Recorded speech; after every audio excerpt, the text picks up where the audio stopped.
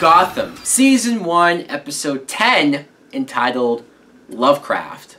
I just got done watching what was the mid-season finale. Wow, we're already at the mid-season finale. Before I jump into it, I want to mention that I like this episode. I liked it a lot, actually. I don't know if the fact that Barbara wasn't in the episode at all added to my level of enjoyment, but still, I liked it nonetheless. Now, the episode begins with, we see Bruce, and he's standing on the railing of the staircase, and he's trying to balance himself. And then Selena comes in, and she, too, is doing it, and she's sort of teaching him how to keep his balance and stay focused. And I like that. I kind of like the idea of Selena being the one to at least help him in certain aspects of what will become his training. And then we see these people, these assassins, hired assassins, break into Wayne Manor. And we don't know who they're going after because it looks like they're chasing both kids. I will say that I loved Alfred in this episode.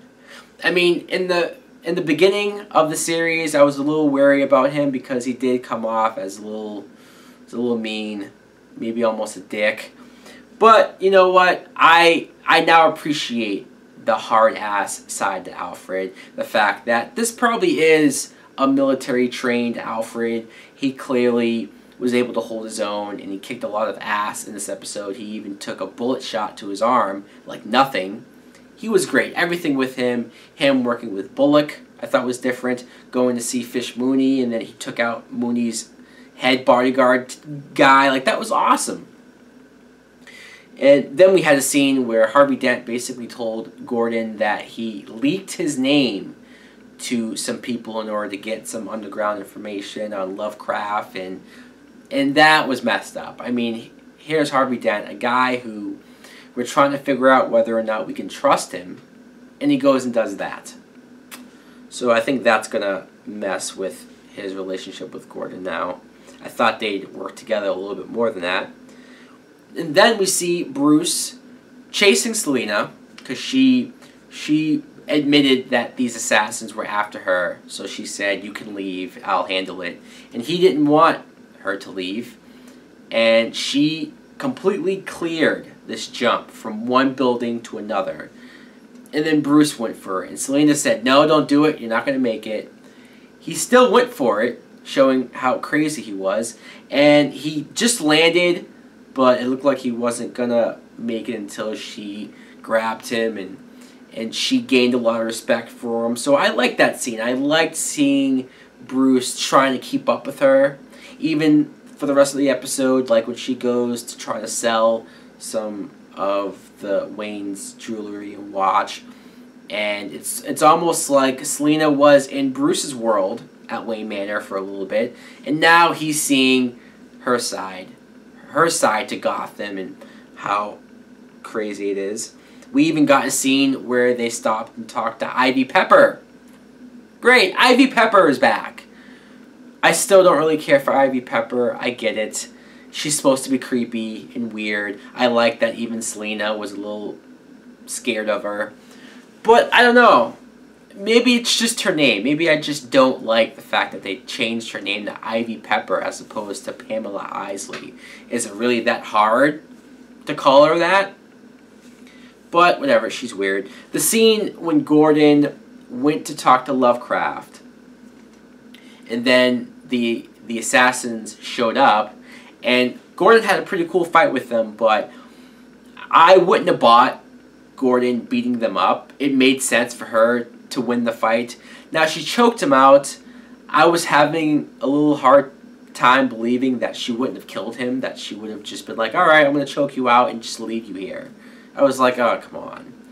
She's only not killing him because he's Gordon. He's the main character. But then when he woke up, not only did he see that Lovecraft was dead, but that they used Gordon's gun to do it. So they framed him. They set him up.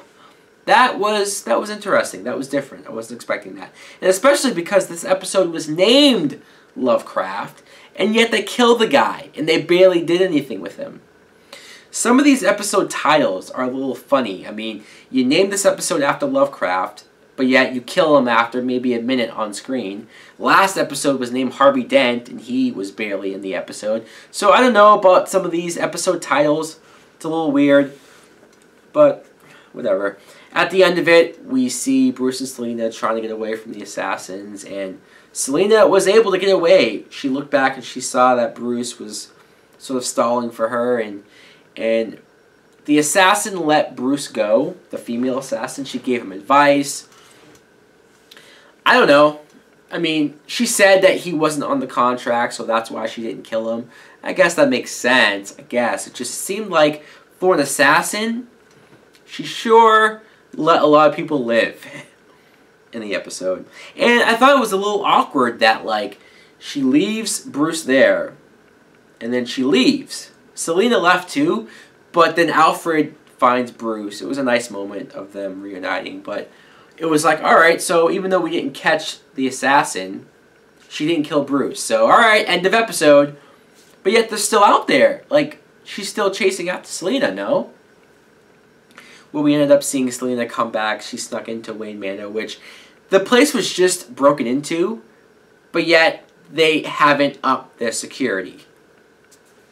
Well, there you go. And Selena got in her kiss that she's been trying to get on Bruce for a while now. She finally kissed him, and then she left. I'm going to be a little sad to see Selena leave.